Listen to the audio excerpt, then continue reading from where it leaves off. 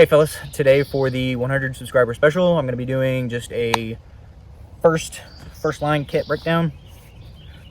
I always suggest doing a first line first, second, and then third videos, so it kind of helps people understand kind of what your base is, and then it's easier to tell somebody's kit and how things work with it if you just start with first, second, and then third. Anyway, for these boots, these are Morel Gore-Texes.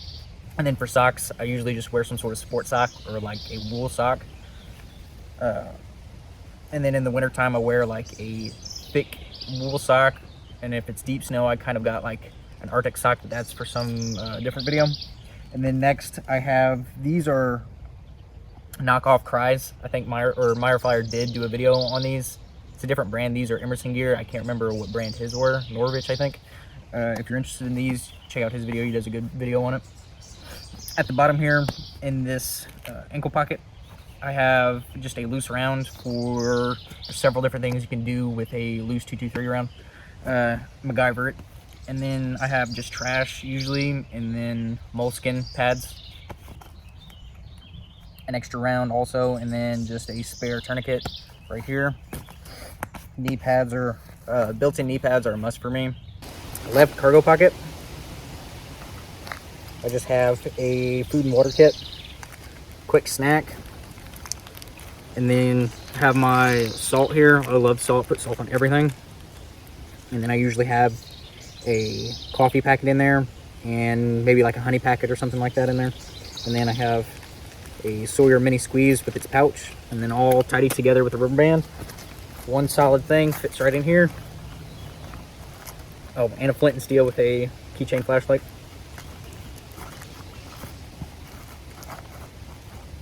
And then I'll usually keep my cell phone in this pocket here.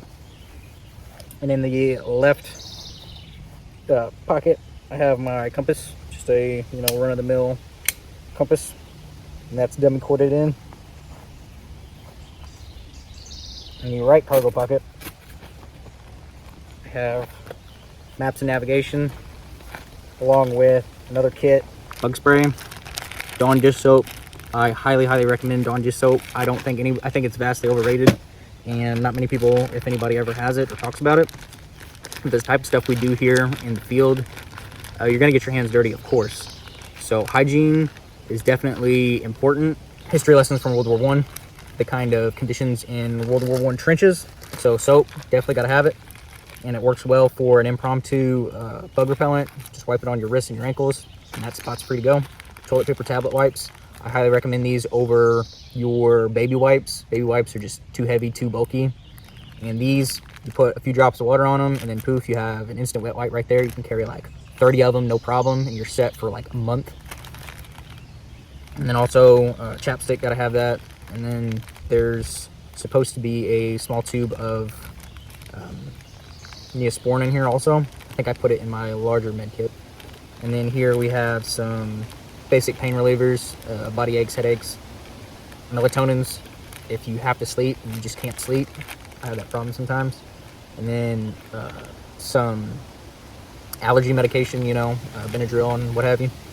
And then caffeine pills. I highly recommend caffeine pills as opposed to, packing around your can of White Monster. As, fabulous as it is. So,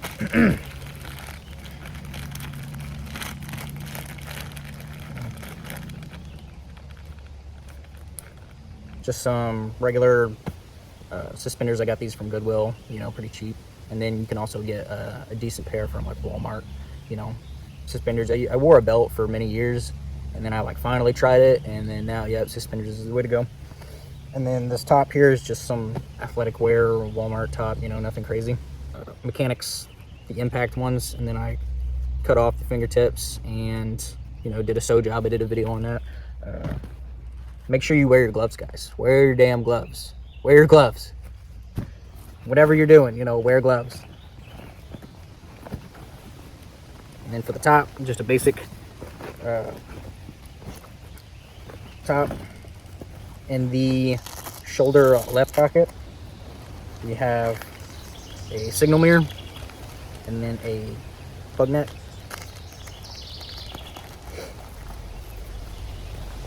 And then in the left breast pocket, we have the good word and a marker.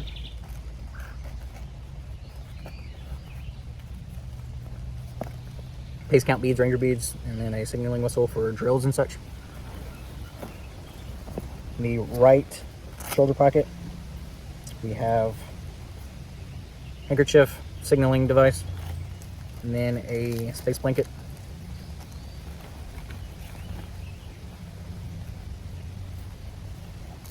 And then in the right breast pocket, we have note-taking things along with a right in the rain pin, and then wrapped in orange signal tape, so you can leave these as like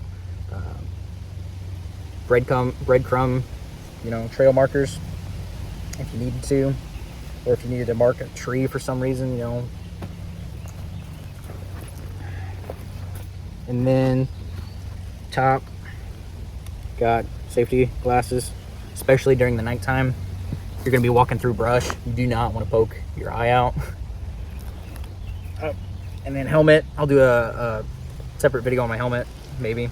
But anyway, this is a Hycom Striker helmet, mid. And then with the AKT1s, I believe, for ear pro. For your top here, what I see some people do and what I used to do is you place things on your first line in an order of importance. So that leads to your compass being up here by your shoulder, and that's really uncomfortable. It's flopping around really heavy. So instead, what I do is categorize things by levels of weight. So I have the lightest things up here, so it's not as flopping around, and it's just more comfortable as you're moving around. For the watch, it's a Casio Forester, cheap watch, analog, nothing really fancy about it. I like it. It's a no frills. I don't need it to charge my phone, I just need it to tell time. And then, oh yeah, headlamp right here. This is a Princeton Tech. It's got a dial here, a turn dial, and it's got red light, and then it's also got your white lights. It doesn't have all those different other lights that are really complicated. There's the strobe light, and then you have to cycle through them all to get to the one you want. Just off the top, it's got a locking. So the first position is a lock position, and then red, and then another lock position, and then white. But it's a dial and not a button, so you can't accidentally turn it on as easy. The dial is real nice, not too loose, not too tight. Highly recommend this one. Decent price. So that's about it, guys. Stay tuned for what's to come.